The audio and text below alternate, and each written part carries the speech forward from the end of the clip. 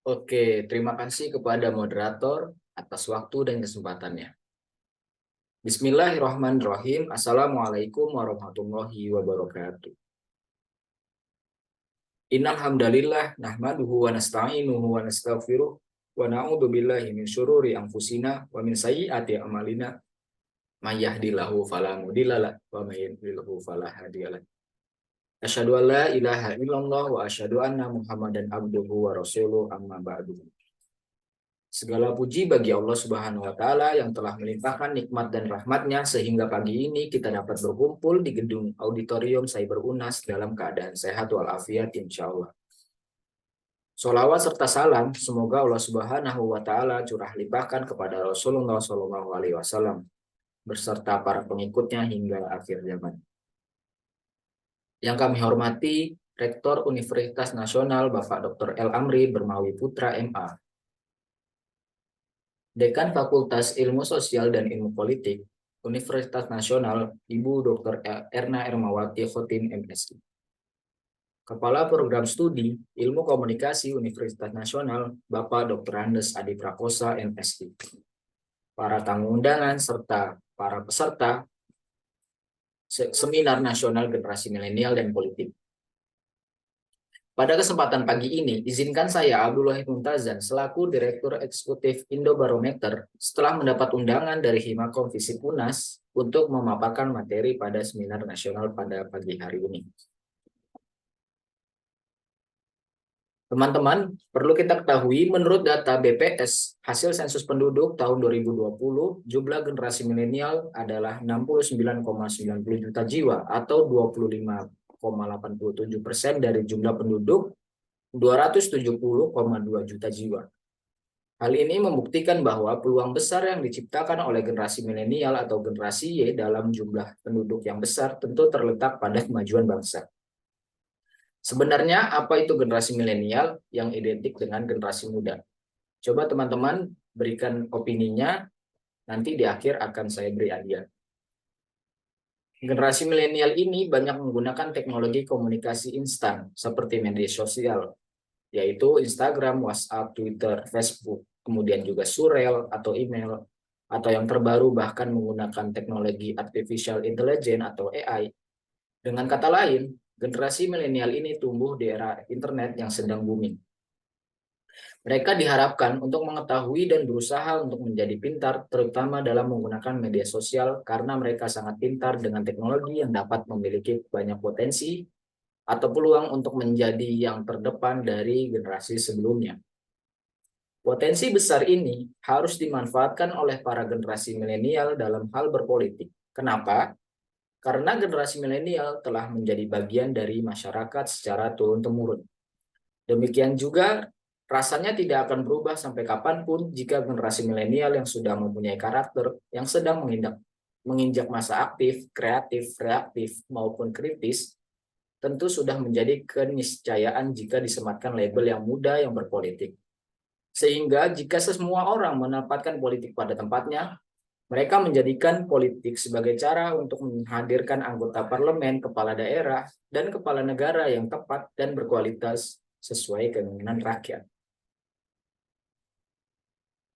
Merujuk pada data yang telah di awal saya sampaikan tadi, 25% dari jumlah penduduk Indonesia dapat kita anggap bahwa nilai itu cukup besar, yaitu seperempat dari penduduk di Indonesia.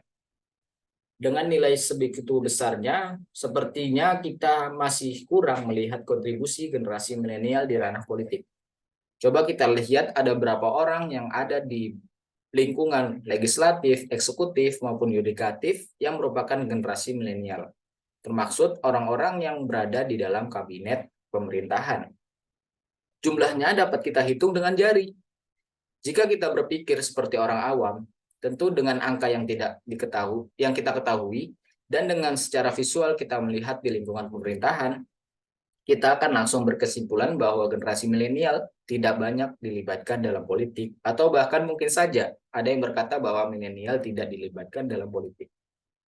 Hal ini yang menjadi tantangan, bahkan ketertarikan jika seharusnya untuk mendorong generasi milenial agar bisa terlibat dalam politik. Peranan milenial dalam berpolitik tentu nantinya akan berujung pada pengabdian di pemerintahan, baik itu legislatif, eksekutif, maupun yudikatif. Kehadiran milenial juga memberikan kesempatan untuk pemikiran milenial dapat hadir dan setidaknya berkontribusi dalam pemerintahan. Pemikiran-pemikiran anak muda inilah yang sebetulnya menjadi pemikiran yang sangat solutif, yang setidaknya bisa dipertimbangkan atau bahkan digunakan untuk menyelesaikan berbagai permasalahan dan dalam pemerintahan. Pemikiran generasi milenial merupakan pemikiran yang sangat natural dan sangat fresh, sehingga saya rasa memang sudah seharusnya melibatkan generasi milenial dalam berbagai hal yang bahkan sangat mungkin pikiran-pikiran itulah yang menjadi jalan keluar satu-satunya. Selain itu, perlu kita pahami juga bahwa peran milenial sangat erat kaitannya dengan perkembangan teknologi. Tak perlu dibantah bahwa memang kemajuan teknologi hampir sepenuhnya dipelajari dan dipahami betul oleh generasi milenial sehingga sangat penting dan akan sangat berpengaruh terhadap kemajuan negara dengan memberikan kesempatan dan ruang kerja yang lebih luas kepada generasi milenial.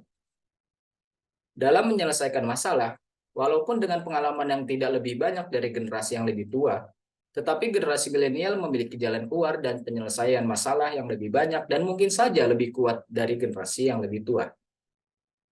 Generasi milenial sangat memanfaatkan teknologi, bukan hanya untuk menyelesaikan masalah-masalah yang besar, bahkan untuk masalah yang kecil. Peran AI sangat digunakan. Peran AI yang saat ini sedang banyak digunakan milenial tidak hanya dikembangkan menjadi robot atau alat-alat otomatis lainnya, tapi juga untuk masalah-masalah kecil seperti penggunaan ChatGPT untuk merangkum dan membuat peta konsep dan lain sebagainya. Peran generasi milenial tidak hanya unggul dalam banyaknya cara menyelesaikan masalah, tetapi juga unggul dalam segi pemikiran dan eksekusi. Generasi milenial selain memiliki pemikiran yang masih fresh, juga memiliki kemampuan untuk melakukan sesuatu atau mengeksekusi pemikirannya dengan lebih berani dan tetap dengan tanggung jawab yang sama. Sehingga sangat bervalue bila generasi milenial dilibatkan dalam dunia politik di Indonesia. Input atau masukan politik tentunya pada saat pemilu menjadi pintu utama bagi generasi milenial untuk bisa berkontribusi. Lantas bagaimana caranya?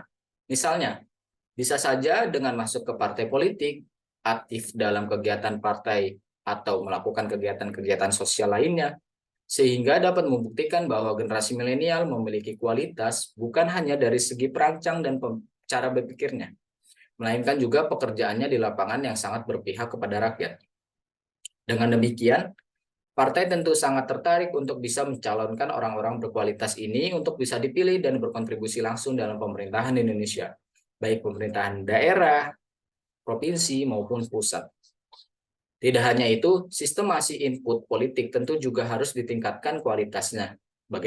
Bagaimanapun caranya agar memaksimalkan kesempatan bagi para pemuda dan generasi milenial untuk bisa terjun langsung ke ranah pemerintah dan membawa perubahan. Sebelum kita berbicara dan mengamini seluruh rangkaian yang saya ucapkan tadi, coba kita pikirkan kembali.